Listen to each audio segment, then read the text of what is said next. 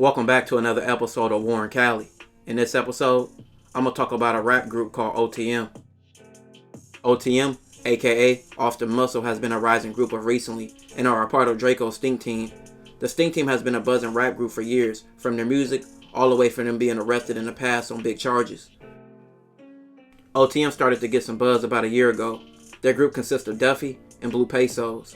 Duffy and Blue Pesos claim to have lived all over LA and grew up in various cities in LA County.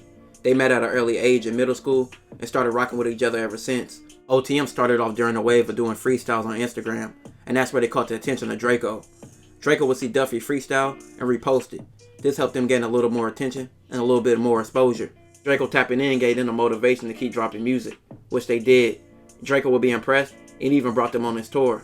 He even let them perform a few songs on his tour. And that's where the relationship between them grew. Being with Draco and a part of the Stinc Team gave OTM more shine than they ever had. They went on tours and were introduced to other big rappers like Drake off Draco's connections. But even with his connections, they inherited a lot of his beefs, with Draco basically beefing with a long list of rappers like people like YG, the whole city of Inglewood, and that includes rappers like Rucci and his affiliate AZ Chike, and a whole list of other rappers. But all that beefing would catch up to Draco. On December 19th, 2021, Draco was pronounced dead after allegedly being stabbed by one of YG's securities. This was a major loss for the Stinc Team. Draco was the leader and the voice of the crew. Without him, others needed to take over and step up. Draco's brother Ralphie the Plug and other Stinc Team affiliate Remble were expected to take over and carry the torch, but things wouldn't go that way. Before Draco's death, Remble would not be really associating with the Stinc Team, and by the time Draco died, he wasn't even around the crew like that. Remble didn't even go to Draco's funeral, and this would rub the Stinc Team the wrong way, and they would start throwing shots at Remble all over social media and in interviews. Remble had a song called Touchable, and OTM later remixed the song, and some lyrics appeared to throw some shots at Remble. On this time, Duffy was getting exposed for being a child actor, and Remble would take full advantage of it. He started posting some of Duffy's gigs as a kid, like damn, I didn't even know he was a peanut head ass little boy in Soulja Boy's blowing me kisses. Remble would throw some more shots at OTM, and said basically when he seen him, that they was gonna have an issue. You know the biggest clout chaser, G-Bo Gaston, had to get in on the fun. G-Bo Gaston would make comments about the Stinc Team and OTM. He would roast Duffy for being a child actor and just do his typical clout chasing.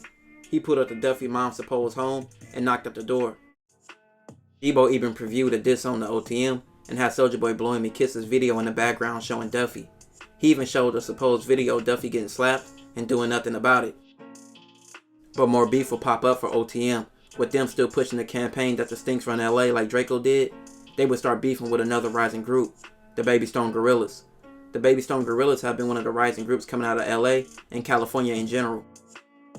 Baby Stone Gorillas would claim they run LA now and were the hottest group in LA, which both sides would trade shots. Baby Stone Gorillas would basically say that OTM were weirdos and that they only got views because of Draco, and that now Draco was gone, they was not popping no more. Baby Stones would also claim Draco was throwing shots at them before he died, and they would also diss Draco a lot.